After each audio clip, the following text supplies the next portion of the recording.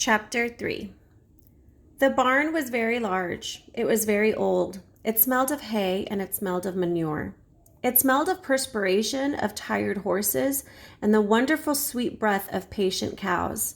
It often had a sort of peaceful smell, as though nothing bad could ever happen again in the world. It smelled of grain and of harness dressing and of axle grease and of rubber boots and of new rope. And whenever the cat was given a fish head to eat, the barn would smell of fish. But mostly it smelled of hay, for there was always hay in the great loft up overhead. And there was always hay being pitched down to the cows and the horses and the sheep. The barn was pleasantly warm in winter, when the animals spent most of their time indoors, and it was pleasantly cool in summer, when the big doors stood wide open to the breeze. The barn had stalls on the main floor for the work horses, tie-ups on the main floor for the cows, a sheepfold down below for the sheep, a pig pen down below for Wilbur, and it was full of all sorts of things that you find in barns: ladders, grindstones, pitchforks, monkey wrenches, scythes, lawn mowers, snow shovels, axle handles, milk pails, water buckets, empty grain sacks, and rusty rat traps. It was the kind of barn that swallows like to build their nests in. It was the kind of barn that children like to play in, and the whole thing was owned by Fern's uncle, Mr. Homer L. Zuckerman. Wilbur's new home was in the lower part of the barn, directly underneath the cows. Mr. Zuckerman knew that the manure pile is a good place to keep a young pig. Pigs need warmth, and it was warm and comfortable down there in the barn cellar on the south side. Fern came almost every day to visit him. She found an old milking stool that had been discarded, and she placed the stool in the sheepfold next to Wilbur's pen. Here she sat quietly during the long afternoons, thinking and listening and watching Wilbur. The sheep soon got to know her and trust her. So did the geese, who lived with the sheep. All the animals trusted her. She was so quiet and friendly. Mr. Zuckerman did not allow her to take Wilbur out, and he did not allow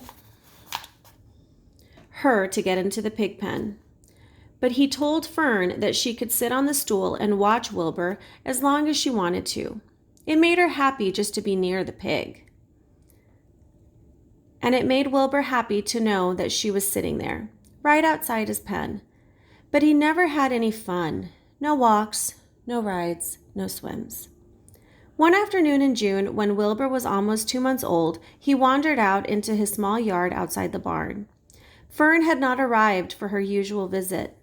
Wilbur stood in the sun, feeling lonely and bored. There's never anything to do around here, he thought. He walked slowly to his food trough and sniffed to see if anything had been overlooked at lunch. He found a small strip of potato skin and ate it. His back itched, so he leaned against the fence and rubbed against the boards. When he was tired of this, he walked indoors, climbed to the top of the manure pile, and sat down. He didn't feel like going to sleep. He didn't feel like digging. He was tired of standing still, tired of lying down. "I'm less than 2 months old, and I'm tired of living," he said. He walked out to the yard again. "When I'm out here," he said, "there's no place to go but in. When I'm indoors, there's no place to go but out in the yard." "That's where you're wrong, my friend," said a voice. Wilbur looked through the fence and saw the goose standing there.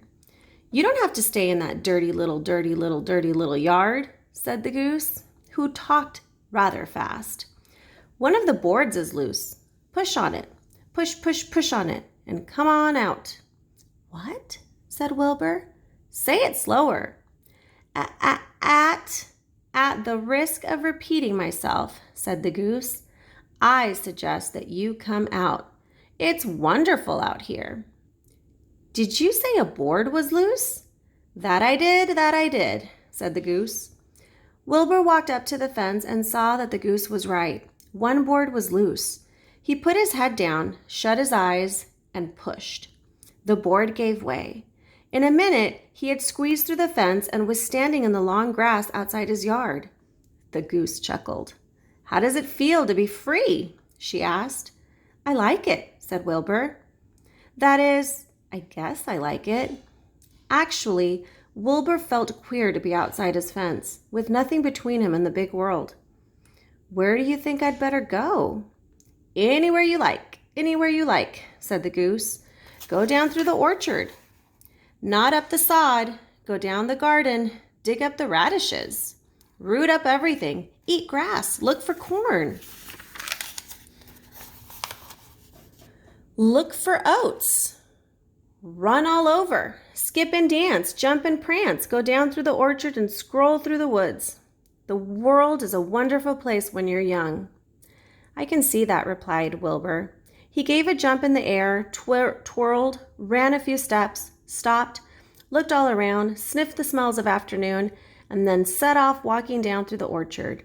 Pausing in the shade of an apple tree, he put his strong snout into the ground and began pushing, digging, and rooting. He felt very happy. He had plowed up quite a piece of ground before anyone noticed him. Mrs. Zuckerman was the first to see him. She saw him from the kitchen window, and she immediately shouted for the men. "Homer!" she cried. "Pigs out! Lurvy, pigs out! Homer, Lurvy, pigs out! He's down there under that apple tree." "Now the trouble starts," thought Wilbur. "Now I'll catch it." The goose heard the racket, and she too started hollering. "Run, run, run! Downhill! Make for the woods, she shouted to Wilbur. "They'll never, never, never catch you in the woods." The Cocker Spaniel heard the commotion, and he ran out from the barn to join the chase. Mr. Zuckerman heard, and he came out of the machine shed where he was mending a tool. Lurvy, the hired man, heard the noise outside and came up from the asparagus patch where he was pulling weeds. Everyone walked toward Wilbur, and Wilbur didn't know what to do. The woods seemed a long way off, and anyway, he had never been down there in the woods and wasn't sure he would like it. "Get around behind him, Lurvy," said Mr. Zuckerman, "and drive him toward the barn. And take it easy. Don't rush him. I'll go and get a bucket of slops." The news of Wilbur's escape spread rapidly among the animals in the place. Whenever any creature broke loose on Zuckerman's farm, the event was of great interest to the others. The goose shouted to the nearest cow that Wilbur was free, and soon all the cows knew. Then one of the cows told one of the sheep, and soon all the sheep knew. The lambs learned about it from their mothers. The horses in their stalls in the barn pricked up their ears when they heard the goose hollering. And soon the horses had caught on to what was happening. "Wilbur's out," they said. Every animal stirred and lifted its head and became excited to know that one of his friends had got free and was no longer penned up or tied fast. Wilbur didn't know what to do or which way to run. It seemed as though everyone was after him. "If this is what it's like to be free," he thought, "I believe I'd rather be penned up in my own yard." The Cocker Spaniel was sneaking up on him from one side. Lurvy, the hired man, was sneaking up on him from the other side. Mrs. Zuckerman stood steadily to head him off if he started for the garden.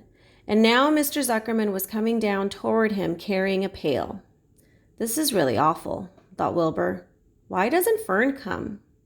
He began to cry.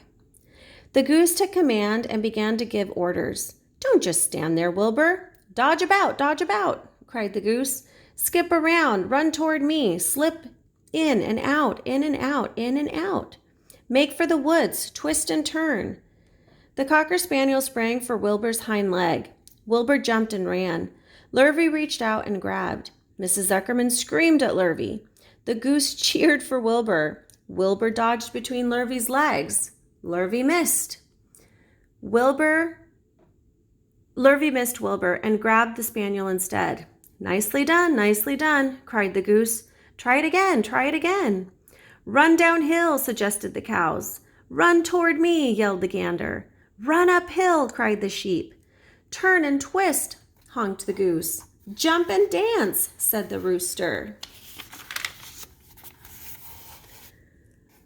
Look out for Lurvy, called the cows. Look out for Zuckerman, yelled the gander. Watch out for the dog, cried the sheep. Listen to me, screamed the goose. Poor Wilbur was dazed and frightened by this hullabaloo. He didn't like being the center of all this fuss. He tried to follow the instructions his friends were giving him, but he couldn't run downhill and uphill at the same time. He couldn't turn and twist when he was jumping and dancing, and he was crying so hard he could barely see anything that was happening. After all, Wilbur was a very young pig, not much more than a baby, really. He wished Fern was there to take him in her arms and comfort him. When he looked up and saw Zuckerman standing quite close to him holding a pail of warm slops, he felt relieved. Warm milk, potato skins, wheat middlings, Kellogg's cornflakes, and a popover left from the Zuckerman's breakfast. Come, pig, said Mr. Zuckerman, tapping the pail. Come, pig. Wilbur took a step toward the pail. No, no, no, said the goose. It's the old pail trick, Wilbur. Don't fall for it. Don't fall for it. He's trying to lure you back into captivity. He's appealing to your stomach. Wilbur didn't care. The food smelled appetizing. He took another step toward the pail. Pig, pig, said Mr. Zuckerman in a kind voice, and began walking slowly toward the barnyard, looking all about him innocently, as if he didn't know that a little white pig was following along behind him. You'll be sorry, sorry, sorry, called the goose. Wilbur didn't care. He kept walking toward the pail of slops. You'll miss your freedom, honked the goose. An hour of freedom is worth a barrel of slops. Wilbur didn't care. When Mr. Zuckerman reached the pig pen, he climbed over the fence and poured the slops into the trough. Then he pulled the loose board away from the fence so that there was a wide hole for Wilbur to walk through. Reconsider, reconsider, cried the goose. Wilbur paid no attention. He stepped through the fence into his yard. He walked to the trough and took a long drink of slops, sucking in the milk hungrily and chewing the popover. It was good to be home again. While Wilbur ate, Lurvy fetched a hammer and some 8-penny nails and nailed the board in place. Then he and Mr. Zuckerman leaned lazily on the fence, and Mr. Zuckerman scratched Wilbur's back with a stick. He's quite a pig, said Lurvy. Yes, he'll make a good pig, said Mr. Zuckerman. Wilbur heard the words of praise. He felt the warm milk inside his stomach.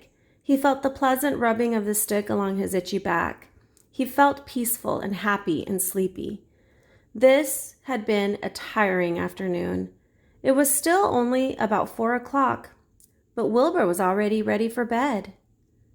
I'm really too young to go out into the world alone, he thought as he lay down.